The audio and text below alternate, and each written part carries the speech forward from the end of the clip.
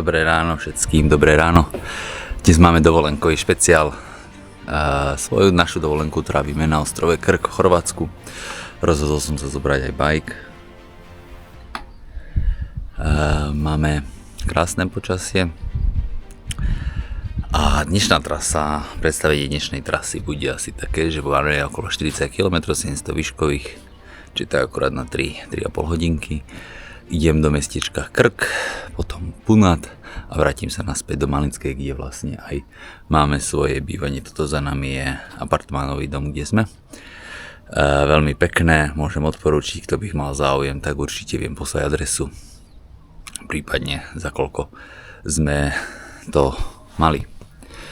Tak poďme na to. Prvá časť celého tripu pôjde stúpanie, následne pôjdem dole na Krk. A keď sa budem vracať, zase pôjde stúpanie a dole do Malinskej. Takže vlastne idem z východnej časti viac menej zo západnej časti na východnú a z východnej na západnú. Tak, poďme na to. Toto bude také trošku kratšie video. Bude o výhľadoch, bude o trošku o mestečku a čo môžete robiť aj vy na dovolenke. Dáme si ešte trošku výhľadu. Tu je nejaká ešte nedokončená stavba. To je všetko more a záliv. Tak ešte raz ahojte. Dnes vás zoberiem so sebou na jednu z najkrajších mountain bike výjazdov, aké som na ostrove Krk zatiaľ absolvoval. Štart bol v Malinskej, prešiel som cez dedinku Svätý Anton a pokračoval do mestečka Krk.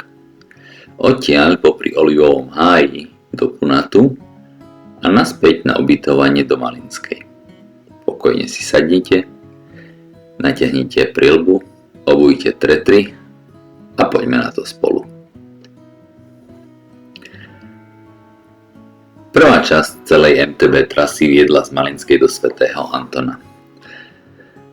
Veľmi typické pre oblasť Malinsku je krásny prístav, rybárske loďky a vôňa borovíc. Svätý Anton je malá dedinka pomenovaná po Svätom Antonovi Paduánskom. Dnes má len niečo cez 100 obyvateľov, v strede dedinky stojí malý kostolík, ktorému je zasvetený aj miestny letný sviatok Antonia, ľudová fešta s hudbou a jedlom, ktorá sa tu koná každý jún. Je to typická pokojná krtská dedinka, uprostred kamenných múrikov a olivovníkov, skvelé miesto na krátku zastávku a oddych. Odtiaľ pokračujem smerom do hlavného mesta ostrova Krk. Cesta je kľukatá, cesta je kamenistá a dala aj celkom poriadne zabrať. Terén bol nerovný, zväčša zarastený, ale zase na druhej strane pre gravelistov čistý raj, čistúčky. Pozrite sa na tie krásne cesty, úžasné stromy hneď vedľa a pokojnú prírodu. Takýmito cestičkami som pokračoval až do mestečka Krk.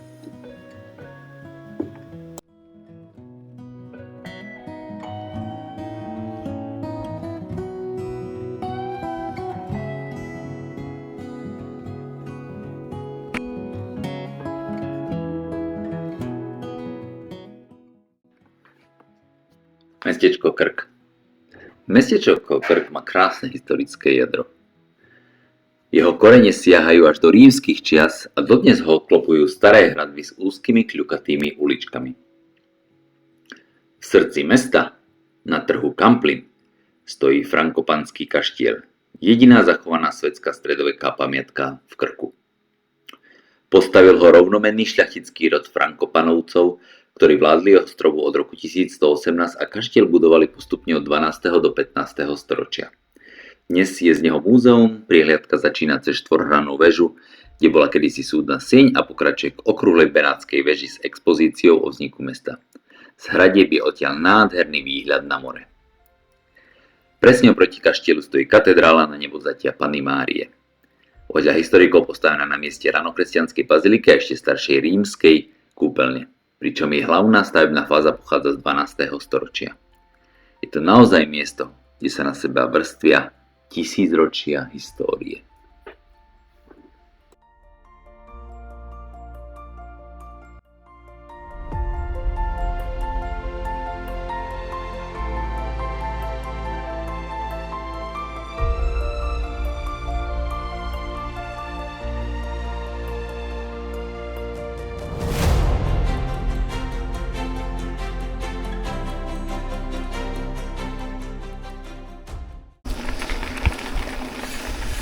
Z mestečka Krk som sa vydal po MTB ceste do ďalšieho mestečka, čo je také prímorské prímoria, volá sa Punat. Tam na pravej strane musím to trošku tu obísť.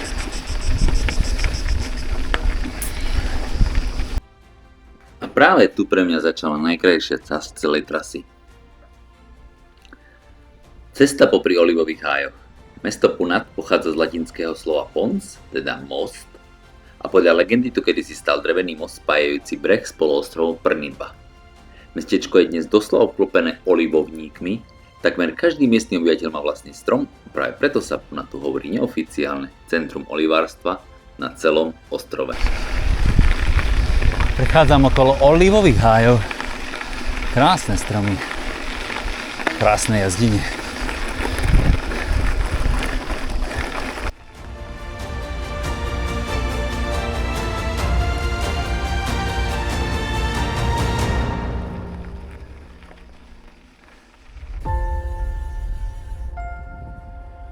Pekné lodičky sú tu.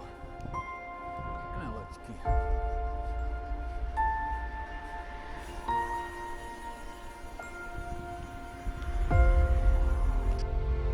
Mestečko Punat. Mestečko Punat je jedno z najväčších nautických centier Chorvátska. Zátoka plná, ale ozaj plná jácht. Prvá lodenica tu vznikla už v roku 1922 vo Velé vode a funguje dodnes. Len dnes už na opravy a servis jácht. Z pobrežnej promenády je nádherný výhľad na malý ostrov Košeljun s františkánskym kláštorom uprostred zálivu. Jeden z najfotogenickejších záberov celej trasy.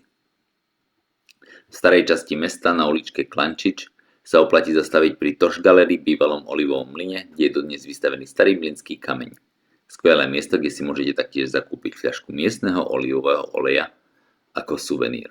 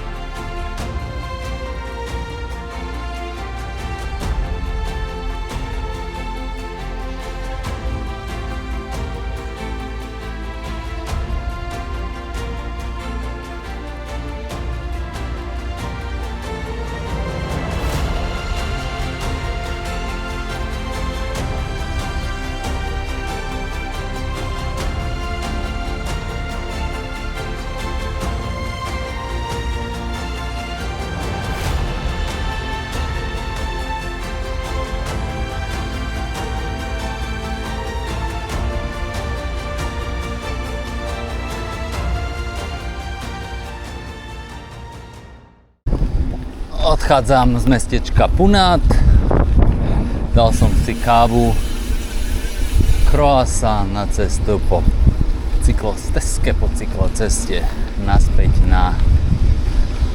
cez Malínsku, do Malínskej.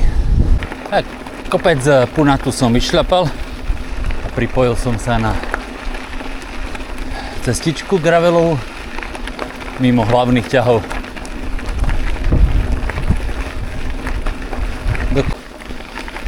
Posledné stúpanie ukazuje mi, že 6 km v priemere 4%, mám nastúpať ešte 212. To už bude aj koniec. Dneska bolo okolo len 700 výškových, takže. Tak a tu sa moje dobrodružstvo už končí. Toto bola trasa Malínska, Svätý Anton, Krk, Punat a naspäť Malínska. Krásna kombinácia histórie, prírody a skvelého mountain bike terénu, ktoré môže naozaj len odporučiť každému, kto sa chystá na Krk s bicyklom. Nezabudnite lajkovať, nezabudnite dať odber, je to zdarma a vidíme sa pri ďalších výjazdoch. Čaute všetci.